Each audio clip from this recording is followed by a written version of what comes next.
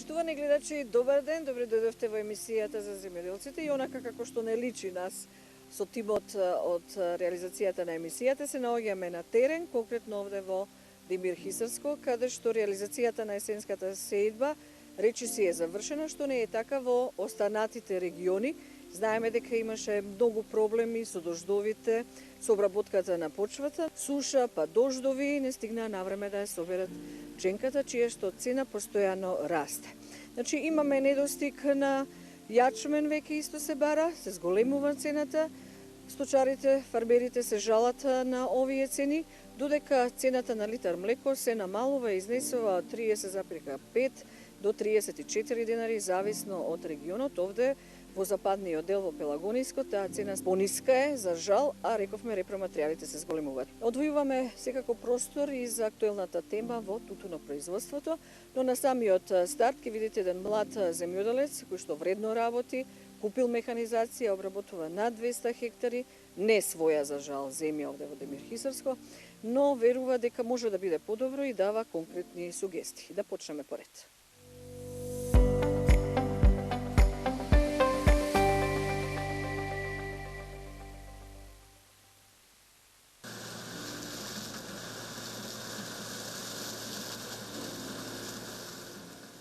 Моментално во тек е жетва на пченка на зрно. Пченката оваа година одбаци поради сушата.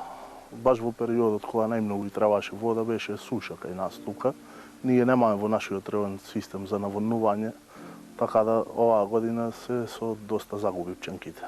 Лично јас одработувам 250 хектари земја, од кои 100 хектари се жито, чисто само жито, не сееме јачмен, и 150 хектари пченка. Најголемиот дел го направивме силажа поради тоа што со временските услови, пак ќе кажам, значи со сушата немаше доволно оплодување, немаше доволно количина на зрно. На силажата се движеа некаде околу 50 евра од тон плюс ДДВ. А на зрното во моментов некаде се движи околу 250 евра од тон. На суво зрно, околу 15 денари од килограм. Стоката е моментално во како да речем, во исчезнување, али сепак има некои фарми што се во пораст, професионално што се занимаваат, увоз на стока, поќе квалитет, исплатливо му е, со нив може да се соработува. Има пласман. Ова година има околу 130 хектари засеано под пченици и некои 100 хектари под јачмен. На истите површини јачменот ние не го користиме за производство на зрно, го користиме за сенажа, за храна, за стока, со посебен комбајн со силажер, па после тоа истите површини се сеат истата година фактички како втора реколта пченка. Пченката исклучиво само за силажа, значи не може да се сее на сенаже зрно. Таа има, да, добра цена, али не е како силажата, нешто пониско од силажата. Кај што има земање на субвенции во целост према површината, може би било нешто, али ние бидејќи овде немаме државна земја, јас лично немам ни еден квадрат земја на државна земја, без субвенции идиме бар. Најмногу не покрива механизацијата, значи нашата механизација што не плаќаме услуги. Тука излегуваме, да речем, може во некоја позитива, мада не голема, али знаете како едното во зависност од годината, едното ако подбаци, другото ќе даде род и така и се покриваме сите години. Моментално имам уште мала количина на пченица, поголемиот дел се продаде уште во жетвата, со жетвата беше добро, пченицата оваа година беше со задоволителен принос, али со цената не сме задоволни никој, пошто сите да знаеме реалната производна цена на пченицата, што не ја добивме. Пченицата оваа година продававме по 12 денари од килограм, а производната цена е многу далеку повисока од тоа. По наши сознанија е уште истата цена, али нема никаква побарувачка. Нема ни интерес да се откупи тако. Капацитетите се задоволени. Оваа година имаше доволна количина на пченица. Јас имав некаде околу 500 тона пченица од 100 хектари, значи беше задоволителен принос. Ние за цената тука сме научени поќе да се исплакуваме према државата и према тие работи, мада еден добар дел има услов и државата во подобрување на цениве, али цената не ја диктираме, ние сме многу мал пазар, посебно за овие култури што јас ги работам како пченката и пченицата, зависат од Пазарот околу нас, значи Бугарија, Србија, Грција се големи производители и тие ја диктираат цената во нашиот регион. Ние не можеме ништо околу тоа.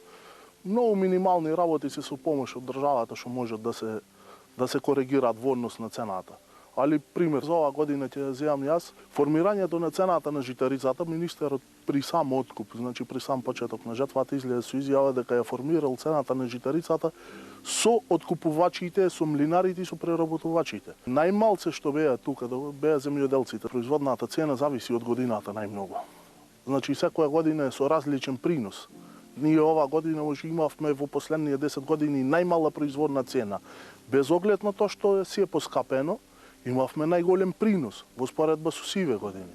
Али има години ко ланската кај што имаше низок принос, а високи репроматеријали, кај што имавме многу висока производна цена. А исто така беше ниска откупната цена.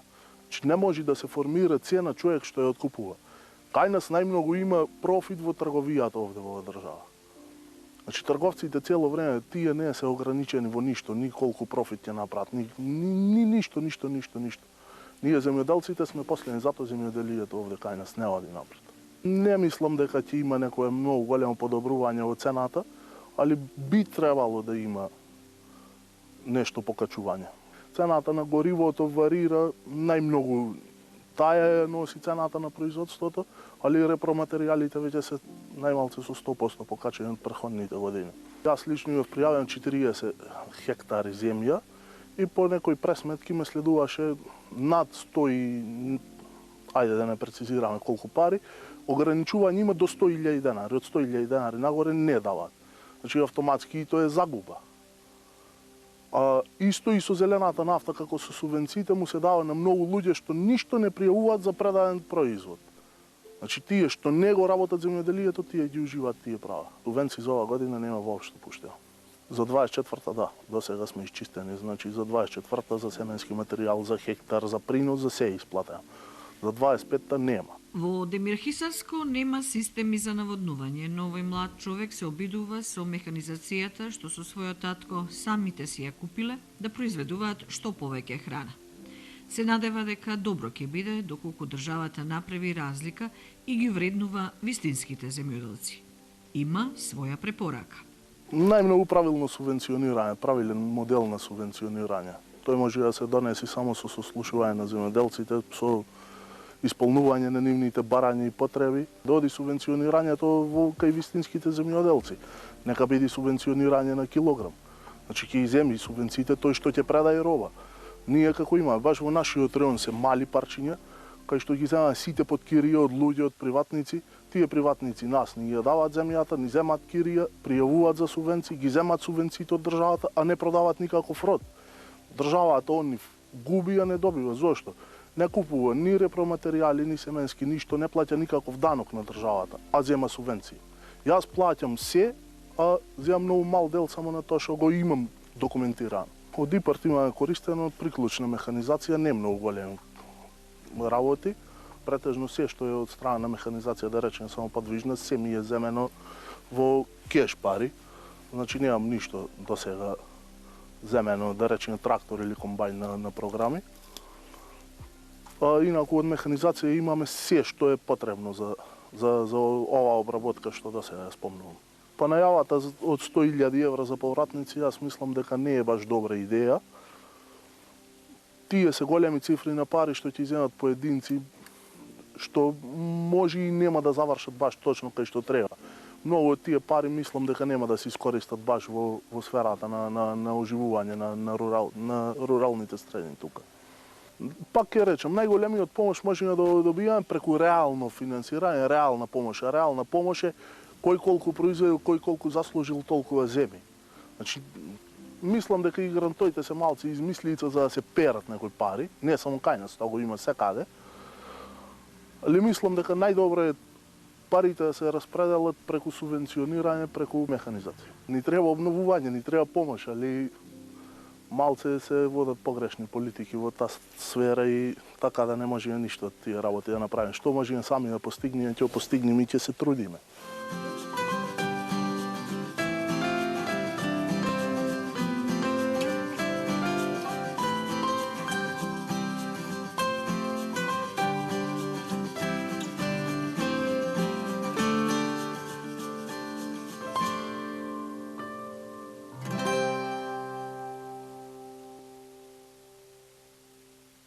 Се наоѓаме во селото Канатларци, мислам дека голем дел од тутунопроизводителите знаат дека во ова село многу се произведува тутун и тоа квалитетен тутун. Еве гледаме огромна редица на тутунопроизводители кои што велат и по еден ден чекаат за да го откупат тутунот од купувачите. Овде има неколку пунктови, речиси од сите откупни предпријатија. Се очекува дека ќе бидат исплатите навреме, но во однос на откупната цена се незадоволни. 420 денари за прва класа е малку, имајќи во предвид сите оние трошкови кои што ги даваат за откуп на тутун, за работна рака, за се она што се произведува. Сигурно и овој човек бил тутунопроизводител. И вие ли бевте тутунопроизводител? И се уште имате ли тутун? Имам.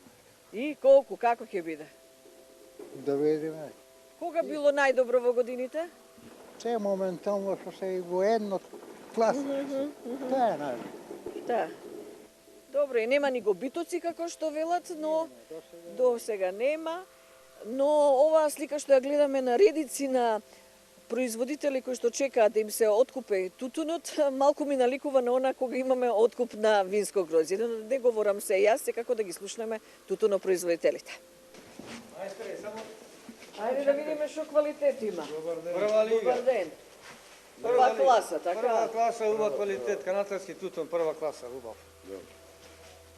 Одбитоци нема? Нема. А во почетокот имаше ли одбитоци? Имаш. Е, зошто така? Така налага ситуацијата. А сега нема? Како ќе ни кажат така? Така. Вие ли сте тутунопроизводител? Не. Јас сум работник. А, работа. Вие како задоволни ли? Ајде да видиме се и ова дали ќе биде прва класа. Сето е прво сега. Колку имате тутун вие? Околу 3 тона. Околу 3 тона. Ајде. Значи, што се проценува? Ајде накратко вака едно стручно ваше објаснување. Што гледаме? Се проценува квалитет, берба, Добро. да нема влажност, да нема оптимална влажност, да не е мешано, да нема џубре, примеси внатре. И тие работи. Годинава добра беше. Добра реколта, убава. Сушна? Да. Сушна, ама има наводнување тука, канатларци. Така да не е лошо. А дали ќе се откупува и овој подоснежниот тутун што се береше во есента? Да, во план сме и тој. Се исуши, има време. Има време, да. Има ли земја овде да се работи? Има кој да работи. Под наем, нели? Да, има под наем. Некој се има своје и така. И вода за наводнување имате? Да, имаме бушеме бунари и така. И тоа е трошок. И тоа е трошок. И тоа со пари треба да бушиш, ба да имаш вода. Ако не бушиш нема. Вака наму на кај Ношпол краде ја пумпи, кај вас краде ли? Па За и наводнување. да, па и крај нас имаше го нема 2-3 пумпи изедоја. Ајде да видиме. Прва класа. Сте повереник од Да. Сојузот? Од Сојузот, да. И како се одвива работава, дали се До- почитува се во ова? Се е во ред. Е.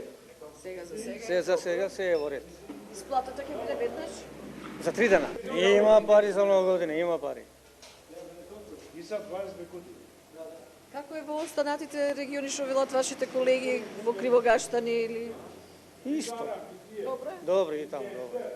И до кога од прилика порано ќе заврши откупот? Па порано година вака откуп никогаш не било вака. Брз откуп годинава. Порано ќе се откупи тутун годинава. Како е сите фирмите како купуваат тутун турбо нешто, годинава нешто турбо. Уште малце да беше цената поголема, не ќе беше лошо. Колку? Барем 500 дена да биде. Абе 10 евро шо Абе и 10 да биде, ама со Постепено, значи да Да. се покачува. Мате овај има работа овај. Немаме термини, си чекаме редој. По целној кој има што чекат ред. Не сме задоволни, 420 денари, ама а трошоците се дупли. Колку беше дневницата годинава за работници или вие За- сами си работите? Работниците годинава 300 денари од сад беше. 5 Значи, 5 евро од сад и плюс ги земаме леп, значи Да, доручек. доручек има. Колку добивте вие тутуни, каква е реколтата? Вела дека многу убав квалитет има го. Јас околу 2,5 тона имам. Нешто со аргат и нешто сами си работев. Двајца сме. Многу убав квалитет имаме, од привидејќи немаше дождои. А носите на етапи или све заедно го носите на откуп или постепено? Постепено, помалце, иначе вика дека од сите да носат луѓето помалце. А дали досега имате дадено на Дадов еднаш 800 кила. проценката? Проценката 420. Прва класа. Да. Дали има сега одбитоци? Прво немаше одбитоци, 2% имаше, ама сега се одбива тоа, нема одбитоци. Вие колку тутун имате? Ние и не имам, скоро 4,5 тона дадовме.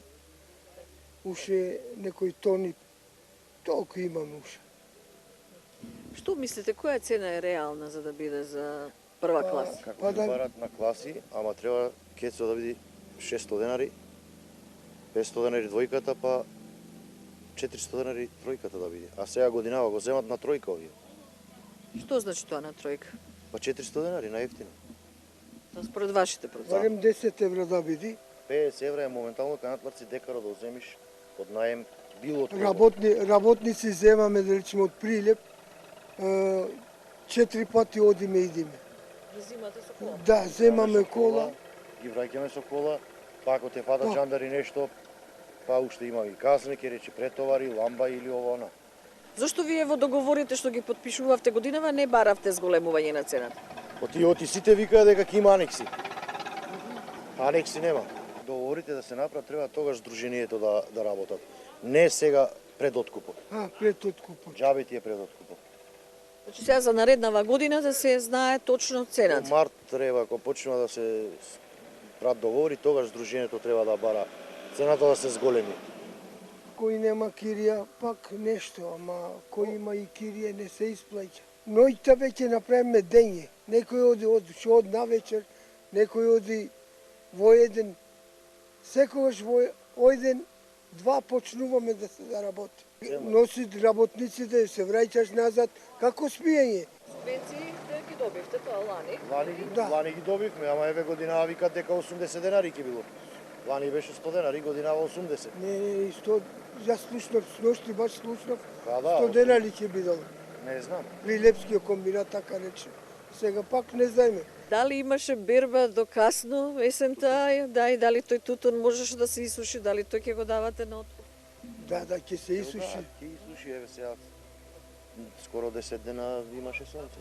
Па сега се надеваме дека ќе се исуши. Па прожиравме по еден ред, ќе се исуши. Ќе има време за сушење. Ако сега го дадете тутунов, значи пред нова година парите ќе ви стигнат. Да.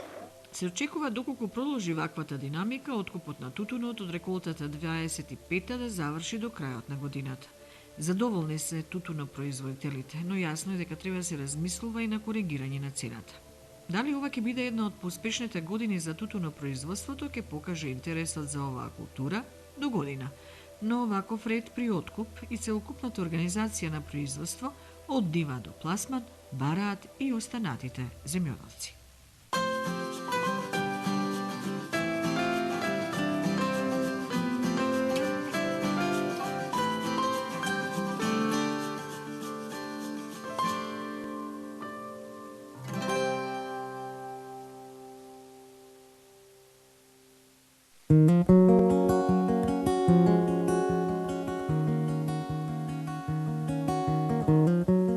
Во модерното земјоделство опремата и она што значи веќе и дигитализација се спроведува, но клучен фактор кој што влијае врз продуктивноста и врз подобрување на она што значи и отварање на пазарите и целокупното производство да се задоволи, потребен е човечки фактор.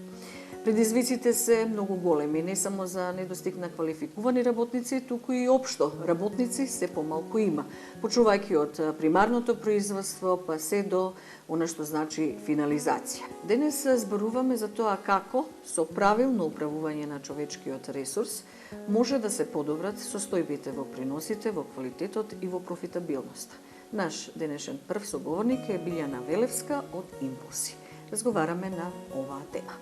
Ако сакате било што да работите во делот на човечки ресурси и во делот на подобрување на менаџерските вештини и лидерството, задолжително треба да ги најдете корените што е добро, а што не функционира во компанијата. И во дијагностиката практично се опфаќаат сите процеси. Лидерските вештини се клучни за било кој бизнис. Првично ние велиме треба да споделат визијата на компанијата со вработените. Лидерот поставува темпо, структура и јасни цели. Со подобрените инструкции и организацијата се штеди и енергијата на тимот. Кога има ред, грешките се намалуваат, квалитетот расте.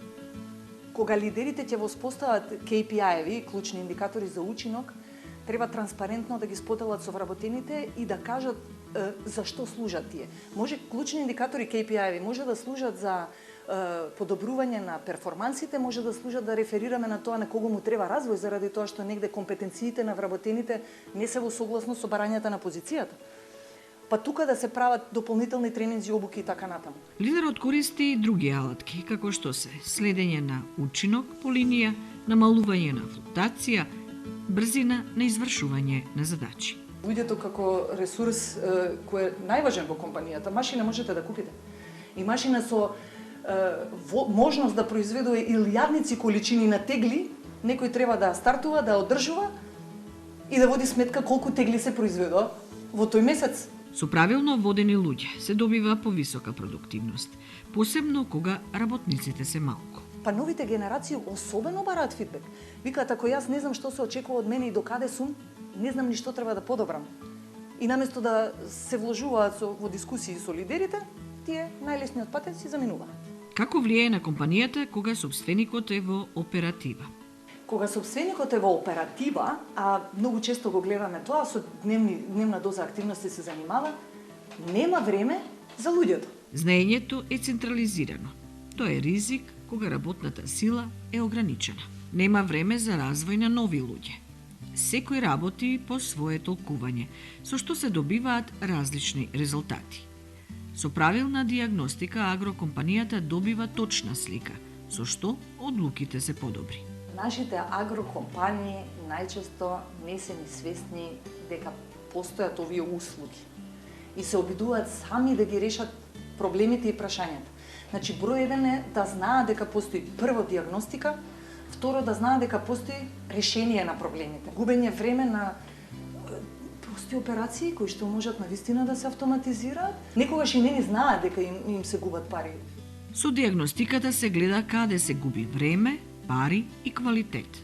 Од компаније во аграрот, ако не сте одвоиле во буџетот адхок, нормално е дека не знаете од каде да го покриете ова и се ви изгледа скапо. Наместо импровизации се поставуваат приоритети. Се добива јасен план, каде треба организација, каде може да се воведе нова технологија и на кому и каде е потребна обука. И ако денес не инвестирате во луѓето, утре станува 30 пати поскапо, не 2 пати поскапо. Кога луѓето се малку, важно е секој да дава максимум. Мотивиран тим и јасна структура, комуникација, сето она што представува клучна улога за човечкиот фактор. Веќе 13 години како работи Insight, Наташа Ивановска. Убава тема ми се чини, малку позната кај нашите стопанственици, па и кај земјоделците и оние што се занимаваат со преработка на храна, но може би да игра и суштинска улога во развојот и профитабилноста на едно производство. Што можете да ми кажете за мотивираниот тим, за јасната структура, како да добиеме подобри резултати во компаниите кои што се во агросекторот? Ефектите се постигнуваат најмногу кога тим лидерот има јасни задачи и очекувања кои што и на дневно и на месечно ниво ги споделува со своите вработени и на тие споделувања дава фидбек како некој сработил. Да се има секојдневни јасни задачи и одговорности, без дуплирање и конфузија. Да се развиваат тим лидерите. Првата линија го носи резултатот, но и останатите. Луѓе што директно работат со луѓето што се извршители на некој начин, така наречениот среден менеджмент, тука сериозно недостасуваат овие вештини за водење со луѓе, дури има печаток дека или си или не си лидер. Такви луѓе се раѓаат. За среќа ние викаме низ искуството, човек треба само да сака, да има желба да научи. Овие се така наречени релацијски вештини и се учат. И да се вклучат работниците во подобрување на работата. Во мотивацијските фактори се чувството на вклученост и дека луѓето што работат може да даваат предлози, примери, практични совети, односно размислувања како нештото да се подобри. Ако има подобар начин, дај да го направиме на тој начин. Од една страна е добро за компанијата, бидејќи голем дел од примерите на вклучување доаѓаат од оној што си ја работи работата, А луѓето што работат па се мотивирани да не работат како роботи, туку да бидат активно вклучени и да размислуваат како и сами да си олеснат работата, а да биде подобри за компанијата. Комуникацијата како дел од ефикасноста. Комуникацијските вештини се едни од основните релацијски вештини и тие се едната страна од паричката, викаме, кога успеваме да комуницираме ефикасно, успеваме да се разбереме со најмал број на интеракции, да се чувствуваме убаво и практично се чувствуваме поттикнати да работиме добро и со квалитет. Другата страна од паричката се конфликтите. Тоа е чист губиток на продуктивноста. Не знаат да опишат, викаат тука малку атмосферата не е добра, го дефинираат како меѓучовечки односи и не можат точно како вика да кажеме што, ама нешто тука не ми се допаѓа. Со добрата работна атмосфера се зголемува довербата, а не се добива само одбранбена реакција. Брзата комуникација го спречува застојот во производството. Работодавачот да разговара што е потребно да се овозможи за вработениот да се чувствува како да е тоа негово. Да гледа целината и да има вештини да ги комбинира вработените во однос на нивните автентични вештини и афинитети. Многу често се случува во тимот да имаме потенцијали, да имаме некој што навистина може да превземе и поголема одговорност, а тоа да не биде забележано. И кога луѓето се ценети, тогаш тие внимаваат на деталите и квалитетот. Вистинската мотивација доаѓа од тоа да знаеме зошто сме дојдени, да сакаме да придонесеме, меѓусебно да комуницираме со почит и со доверба и најмногу од се тие што ги водат тимовите да креираат една атмосфера каде што секој ќе се чувствува почитуван пред се како човек, а понатаму како некој што придонесува во компанијата. Довербата креира фокус, не одбрана, значи многу е важна и работната атмосфера каде што работат, каде да се насочат, како тоа да го постигнат. Комуникација е потребна, но потребни се и вештини, потребни се консултатски услуги, секако да можат да дознаат многу повеќе како тоа да го направат. Еден од нашите, да речам, и поуспешни проекти од областа на винарството беше кога една македонска винарија не повика да работиме на утврдување на клучните процеси и да се дефинираат клучните позиции, описи на работни места со клучни одговорности. Се случуваше да има празни одови или преклопување на одредени активности кај вработените и практично во еден проект што траеше околу 6 месеци ние успеавме, како вика, да ја стегнеме структурата на организацијата и да овозможиме развој било кој утре да дојде на таа позиција, да може да си го осознае описот на работно место, одговорностите, да види каде треба да се доразвие и да си ја превземе во целост позицијата. Винаријата со тој проект си овозможи да креира наследници, основачите да можат да превземат и други функции, а тоа што го работат да го предадат на други и успеа да се прошири и како производство и како пазар, навистина една успешна приказна. Недостигот на работна сила е реалност, но токму затоа секој човек во тимот треба да биде добро обучен, добро организиран и мотивиран. Кога ќе се започне со дијагностиката и развојот на луѓето, продуктивноста расте, ефикасноста се подобрува, загубите се намалуваат. Луѓето ја движат техниката, така и во земјоделството и во прехранбената индустрија, а со доброто лидерство и структура се добива подобра иднина за севкупниот агробизнис.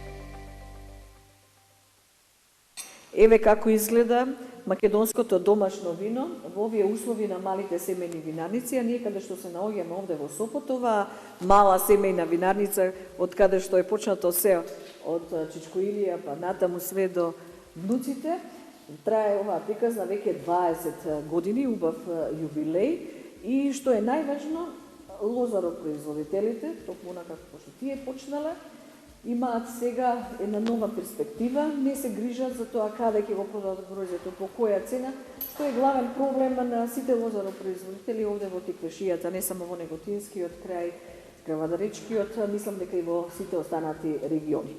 Никако да добие заслужено место винското грозје, постојано има ниска цена, а решението е токму ова. Малите семејни винарници, чиј број постојано се зголемува. Многу е важна оригиналната идеја. и визија, каде треба да се насочи семејството, за да има добра живеачка, да се продолжи традицијата и љубовта кон земјата што ги храни. Формулата е пронајдена уште пред 20 години. Овој крај е Лосаров винарски, со производство на грозје се бавиме низ многу години уназад. Макар да во почетокот за екзистенција селаните користеа и други култури во производството, меѓутоа не се остава без барем некое декарче со лозија.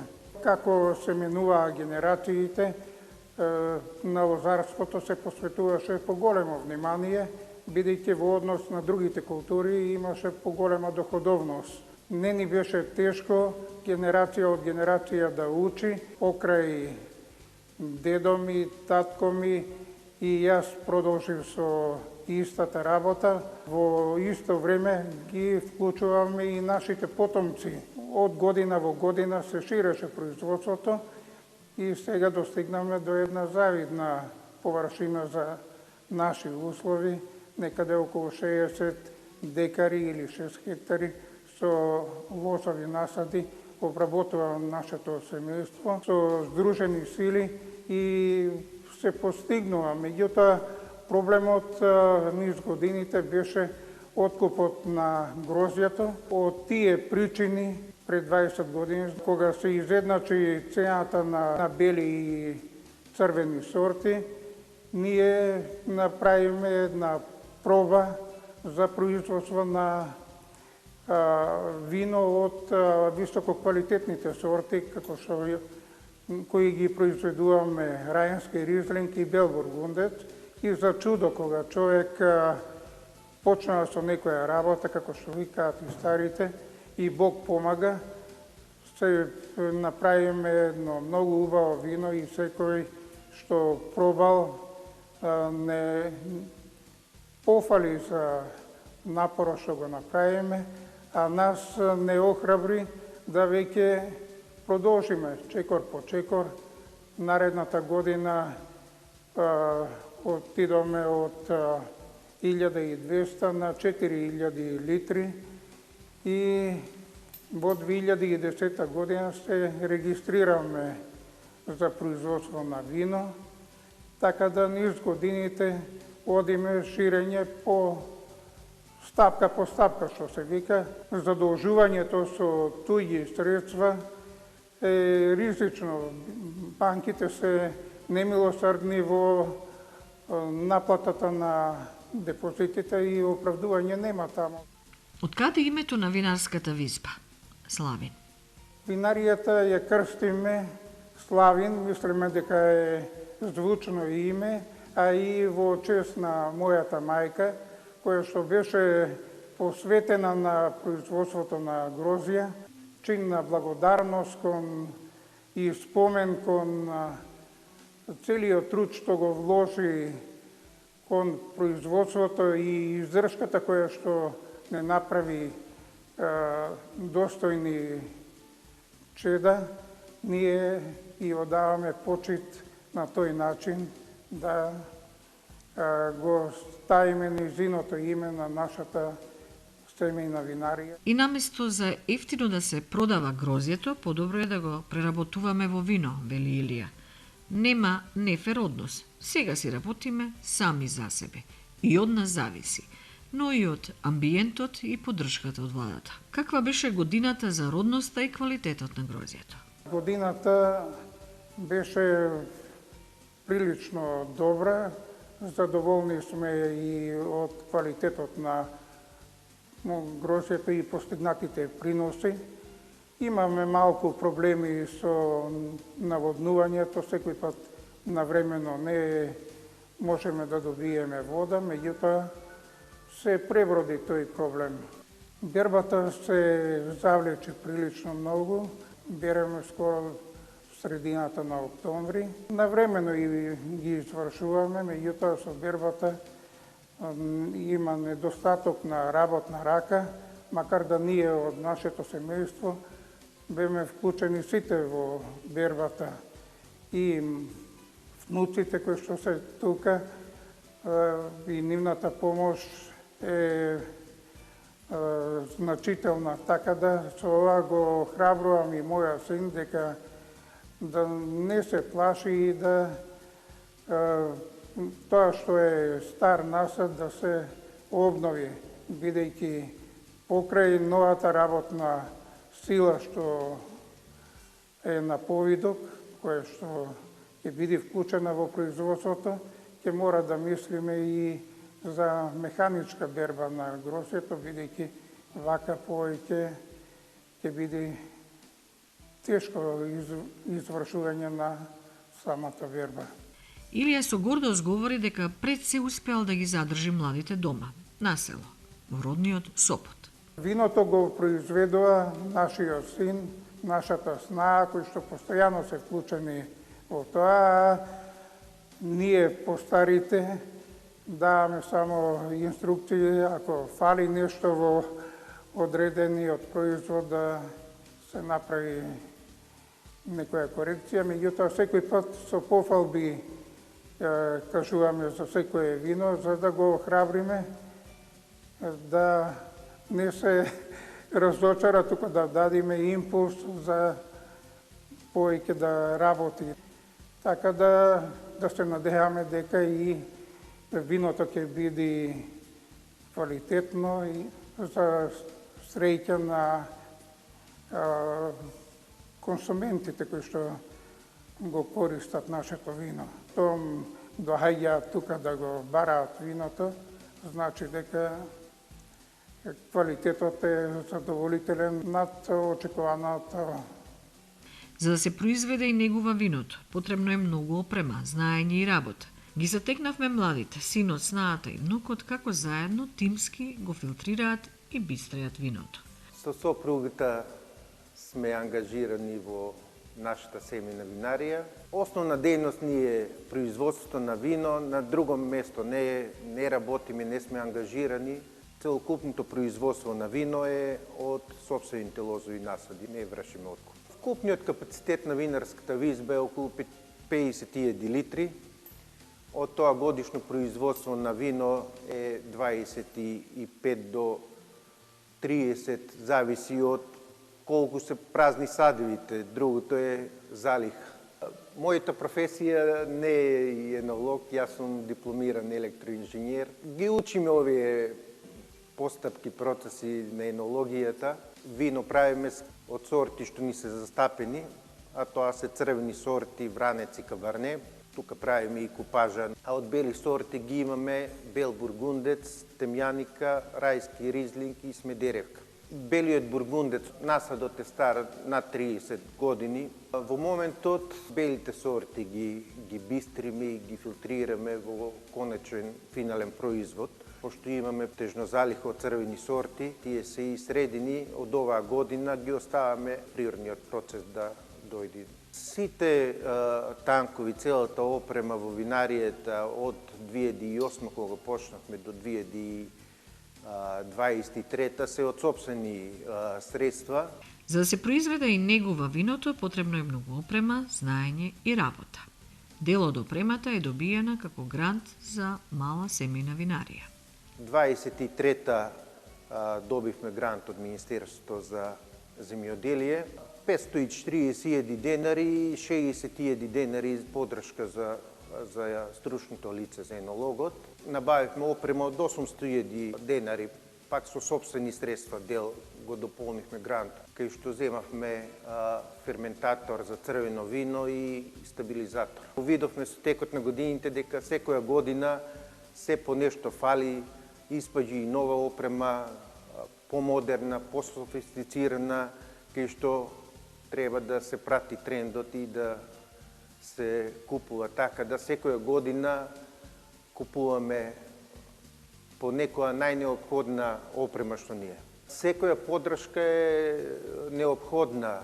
Сепак малите семејни винари испаднаа како доста добар проект, така да поддршката од државата се разбира е добредојдена и во континуитет треба да оди. Треба да се обрани внимание на тие стрикно што очекуваат и што живеат од тоа. Поддршката кај нив да биде или поголема, или приоритетни да бидат тие лица, стопанства, фирми. Квалитетот секогаш гледаме да го подобруваме и продажбата од куќен прак ја извршуваме, дали од општините тука, па и од страна, од цела Македонија. Продажба од куќен прак, но зошто да не се продаваат овие вина, а и од другите семејни винари и во некое катче од супермаркетите? Па нели ги промовираме македонските производи? Потребна е организација и поддршка и во овој дел. А и со туризмот може многу полесно да се продаде виното. Па така веќе се работи на реализација на нова идеја во оваа винарница. Секоја винарија, како што гледаме, дали мала или поголема, се ориентира на и сместувачки капацитет, сала за дегустација, кога ќе дојдат поголема група. Имавме 2-3 години уназад од планинари од Босна со комби или со автобус доаѓа, пак да се сместат негден, дали за спиење, дали за еднодневен пречек. И таму ни се насочени и плановите да се опреми сала за дегустација. Во фаза на работење тој проект, ќе се потрудиме да го направиме побрзо.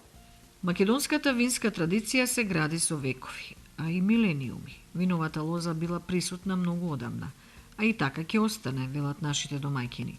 Со виното се живее, се ужива, а се повеќе добрите познавачи и консуматори на вино знаат да го препознаат и да го вреднуваат квалитетот на македонското вино.